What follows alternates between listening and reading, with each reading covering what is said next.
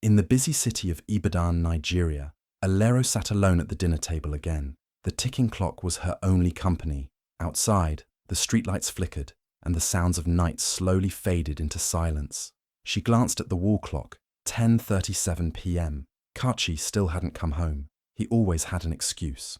Meetings ran long, he'd say with a tired smile, removing his shoes while barely looking at her. Alero would quietly get up, warm the cold food she had cooked hours ago, and place it gently in front of him. He rarely said thank you. She rarely asked questions. At first, she believed him. Kachi was a hard-working man, trying to grow their family restaurant. But as the weeks turned into months, something in her heart began to shift. The dinners were no longer just meals. They became symbols of her waiting, her hoping, her hurting. Some nights, she would dress up a little, put on a nice gown, dab on some perfume, just to feel seen. But he never noticed. He'd eat, scroll through his phone, mumble something about a stressful day, and head straight to bed.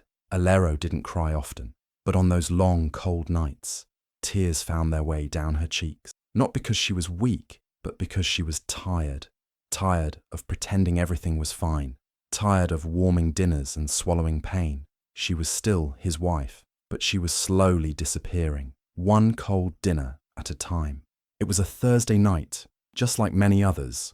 Alero was in the living room, folding laundry and pretending not to look at the time. Kachi finally walked in around 11 p.m., looking tired and distracted. He didn't say much, just kicked off his shoes and pulled off his shirt, tossing it carelessly onto the couch before heading to the bathroom.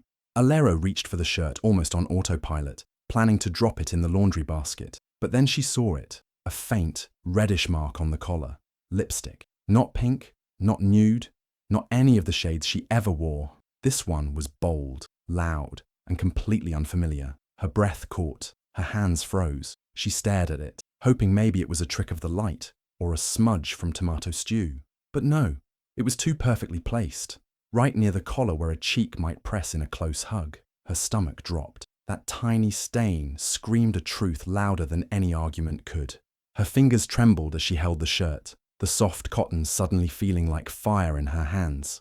Her chest felt tight, like her heart was folding in on itself. She sat down slowly, trying to breathe, but her mind was racing. He had smiled at her earlier, even kissed her on the forehead like nothing was wrong, and all the while, someone else had left their mark on him. Alero looked at the shirt again and felt something shift inside her. It wasn't just pain, it was realization. This was no longer just about late nights or cold dinners. This was betrayal, real, undeniable, and staring right at her. She didn't cry, not yet. She folded the shirt neatly, placed it aside, and sat still, staring into space. The lipstick wasn't hers, but the heartbreak now was. The lie she had feared for months had finally come to the surface, and it had spoken not through words, but through a single, careless stain. The next morning, Alero placed the shirt gently on the bed, collar facing up, the red lipstick stain clear as day. Kachi was tying his tie when he saw it. He blinked, then smirked like it was nothing. "What's this?" Alero asked quietly, her voice steady but heavy. Kachi looked at the collar, then at her. He chuckled. "Ah, babe, that must be your lipstick. You hugged me that morning, remember?" Alero didn't smile. She didn't blink, just stared. She hadn't worn makeup in over a week. No lipstick, no foundation, not even powder. She was too tired for it, too drained to dress up for someone who no longer noticed. And he knew that. Still, he leaned into the lie. "Maybe it's from one of the staff. Someone brushed against me at work. These things happen, Alero. Don't overthink it." Her heart broke a little more with every word, not just because he lied, but because he thought she was stupid enough to believe it. He acted like the truth could be erased with a joke, like the stain on his shirt was just a misunderstanding. But Alero said nothing. She didn't fight. She didn't yell. She just stared at him, with eyes that no longer searched for answers, because she already had them. The lipstick had spoken the truth, but his words tried to bury it. After that day, something changed in her. She stopped asking where he'd been. She stopped checking the time. She cooked less, talked less, but she watched more, listened more. She was no longer looking for an apology. She was preparing for something deeper. Kachi thought her silence meant forgiveness, but what he didn't know was that it meant awareness. She was done playing the fool. While he kept spinning lies, she was quietly putting the puzzle pieces together. Every weak excuse only made her stronger. He thought he'd won because she didn't cry or scream. But in her silence, Alero was building something fierce. The game had changed, and she wasn't the one playing anymore. Alero didn't shout. She didn't throw the shirt or demand answers anymore. She just became quiet, so quiet that Kachi didn't even notice she had changed. But inside, she was wide awake. Her heart was hurting, but her mind had switched into a new gear. She needed to know the truth, not just feel it. So she started watching closely. She began by observing his habits. When did he step outside to take calls? Why did he suddenly change his phone password? Why did he always leave the room when certain names popped up on his screen? Alero paid attention to every little thing. His tone, his patterns, his timing. He thought she wasn't noticing, but she noticed everything. Late one night, while Kachi slept deeply beside her, Alero picked up his phone and carefully checked the call logs. A name kept appearing, Chi. Sometimes late at night, sometimes during work hours. The same number, the same pattern. She took a screenshot and sent it to herself quietly. The next step came with even more courage. She created a fake profile on social media, a simple, believable account. No photo of herself, just enough to look real. She followed Kachi's business page first, then slowly started finding connections. People he recently followed, new female friends, flirty comments, and that's when she found her. Chidima, pretty, young, with long curly braids and a feed full of soft smiles and sweet captions. Alero clicked on her stories, then scrolled through the comments.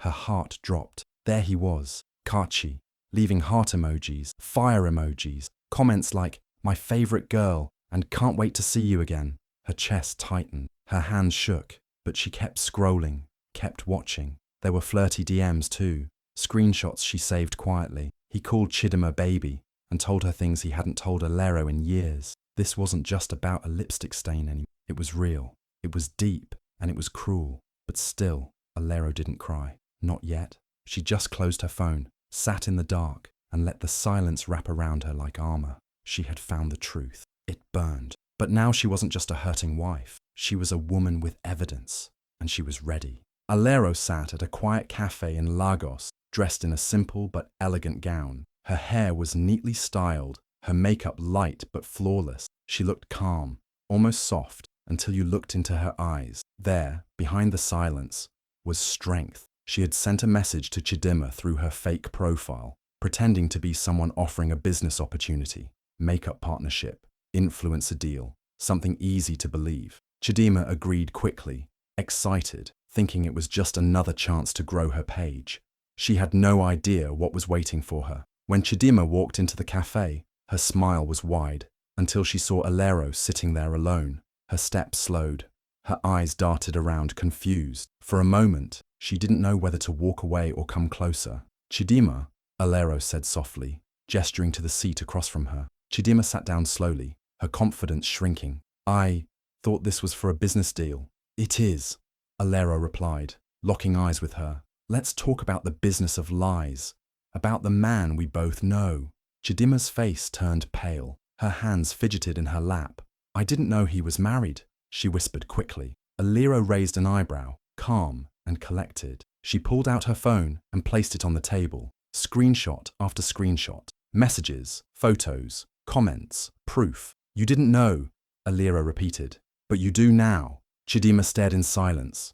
No excuses, no fake stories, just guilt sitting heavy on her shoulders. But Alero didn't come to beg or cry. She didn't come to fight. She came for clarity. She came to show that she was not blind, not weak, not a fool. "I'm not here to blame you," Alero said gently. "I just wanted you to see the truth, and I needed to see you, woman to woman." Chidima nodded slowly, eyes filling with shame. "I'm sorry," she whispered. Alero stood up, her voice steady.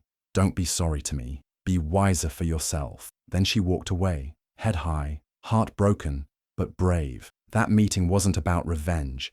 It was about reclaiming her voice. And in that small cafe in Lagos, Alero didn't just confront the other woman. She confronted the lie and ended it with grace. Sunday dinner at Kachi's family house was usually loud and full of laughter. His mother loved to cook, his siblings joked around, and everyone acted like they were the perfect family. Alero usually sat quietly, smiling, playing her role as the loving wife, but not this time. That evening she arrived early, calm, polite, dressed in a simple, elegant outfit. In her bag, she carried truth, printed out in full color, screenshots of messages, flirty photos, a side-by-side comparison of her lipstick shades and the one found on Kachi's shirt, every piece of the puzzle. When everyone had eaten and plates were being cleared, Alero stood up. "Please, I need a few minutes," she said softly but firmly. The room went quiet. She placed a brown envelope on the table, opened it, and began spreading out the pages one by one. No yelling, no tears, just proof. Kachi's sweet messages to Chidima, photos of them together, the lipstick stain, even a screenshot of Chidima saying, "He told me he was single." Kachi's face drained of all color. He stared at the papers like they were flames. His mother's mouth fell open. His father leaned forward, silent. His sisters exchanged shocked glances. No one moved. No one breathed. "This is what I've been living with," Alero said, her voice still calm. "I've been cooking, waiting, smiling, while your son built a second life behind my back." Kachi opened his mouth, but no words came out. Just shame. Heavy, burning shame. His mother finally whispered, "Alero, we had no idea."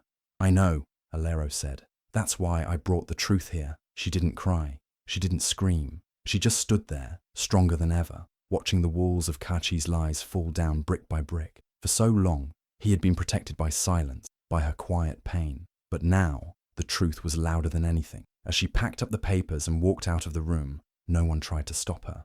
Not even Kachi, because they all knew the woman they thought was soft had become steel, and the dinner table would never feel the same again. Alero didn't waste time. The day after that unforgettable family dinner, she walked into a lawyer's office with her head held high and a folder full of evidence. She wasn't just walking away from her marriage. She was walking towards something better, something she deserved. Filing for divorce wasn't easy. The memories, the years she had given, the love she once held, it all came crashing down. But she didn't cry in that office. She signed the papers with steady hands. Her heart was tired, but her spirit was clear. She was done being the quiet, patient wife who waited with cold dinners. Now, she was a woman with a plan. Everyone thought she'd leave with nothing, just her clothes, maybe a few pots and her dignity. After all, she had been just a housewife. That's what they used to say. She didn't have a salary, didn't run the accounts. So why would she ask for more? But Alero had receipts. She had helped Kachi build their restaurant from the very beginning. She picked the name, designed the logo, handled the staff schedules, even sourced the spices from her hometown. Her work wasn't on paper, but it was in every brick of that business. And now it was time to make it official. With her lawyer's help, she made her case, calmly, clearly, legally. And guess what? She won. The court recognized her contributions and granted her rightful share in the business. She walked away, not just free, but with ownership. She wasn't the background character anymore. She became a partner. The news spread quickly. People were shocked. The same woman who had once been mocked for staying home and doing nothing was now sitting at the table as a co-owner. She changed the locks on her heart and the signboard on the restaurant door. Kachi tried to act like he didn't care, but deep down, he knew he had lost more than a wife. He had lost a builder, a backbone, a quiet warrior who had helped him rise, and now rise without him. Alero didn't walk away empty-handed. She walked away empowered, and every step she took was no longer on eggshells, but on solid ground she built herself. After the dust settled, Alero didn't just stop at winning the divorce or claiming her share of the business. She went further. She used the same pain that once broke her to build something new, something bold, something beautiful. She opened a beauty studio in the heart of Lagos and gave it a name that made people pause.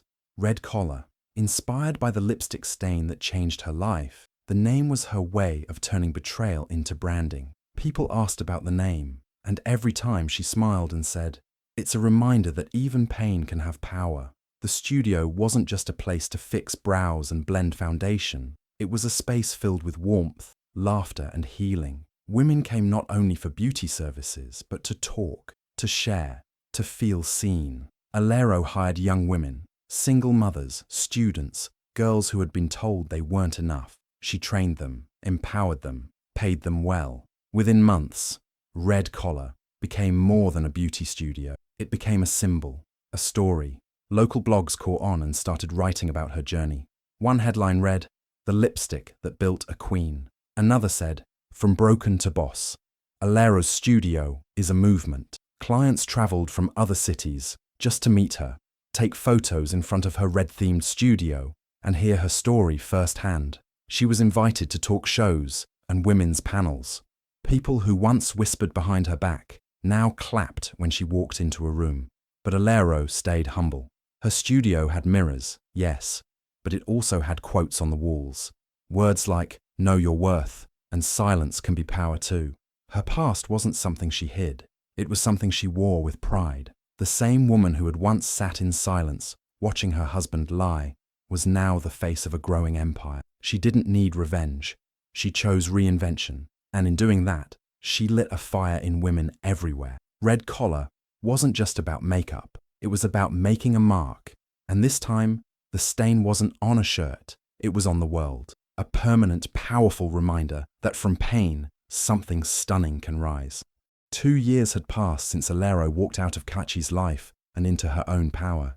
In those years, she had built something magical, a business, a name, a new version of herself. Red Collar was thriving, her staff loved her, and women looked up to her. She wore confidence like perfume. She no longer waited for anyone. Now people waited for her. One evening, just as she was locking up her studio, she saw a figure standing quietly by the door. Her heart didn't race. She didn't freeze. She already knew who it was before he even spoke. It was Kachi. He looked nothing like the man she used to know. His once proud shoulders now slouched. His shirt was wrinkled. His eyes, once full of charm, were tired, almost empty. Life had humbled him. Chidima had left. His business had crumbled. And now all he had left was regret. "Alero," he said softly, almost in a whisper. "Can we talk?" She looked at him for a long moment. Not with hate, not even with sadness. Just clarity. She had cried enough. She had healed. And now she could finally see him for what he truly was. Small. She took a deep breath, stepped closer, and smiled politely. "Talk," she repeated. "Kachi, my time is expensive now." He blinked, stunned. I made mistakes. I miss you." "I'm sure you do," she replied calmly. "But I'm not the same woman you walked away from. That woman waited for you. This one walks past you." People nearby began to notice. Some recognized her from the blogs. They smiled, nodded, even waved. Alero didn't shrink. She stood tall, her heels clicking like power with every step. Kachi looked down, embarrassed, like a man who finally understood the weight of what he had lost. Alero gave him one last glance. "Take care of yourself," she said, "and next time you find a woman who builds with you, don't destroy her." Then she turned and walked away, leaving him standing there in silence, surrounded by his own choices. That night, she didn't think about the past. She poured herself a glass of wine, answered emails, and planned her next women's event. Because she wasn't his wife anymore. She was her own empire. Alero's name was now known far beyond Lagos. From Nairobi to Accra, from Cape Town to Abuja, her story had become a voice for women who had once felt small. She stood on stages with bright lights and bold hearts, sharing how a single lipstick stain on a man's shirt changed her life, not by breaking her, but by waking her up. She wasn't just the owner of Red Collar anymore, she was a best-selling author. Her book, The Stain That Set Me Free, sat proudly in bookstores, on coffee tables, in women's bags. At every signing, women lined up, not just to meet her, but to thank her. Some cried, some smiled with shaky lips. One woman said, "Your story gave me courage to leave." Alero held her hand and whispered, "You were always strong.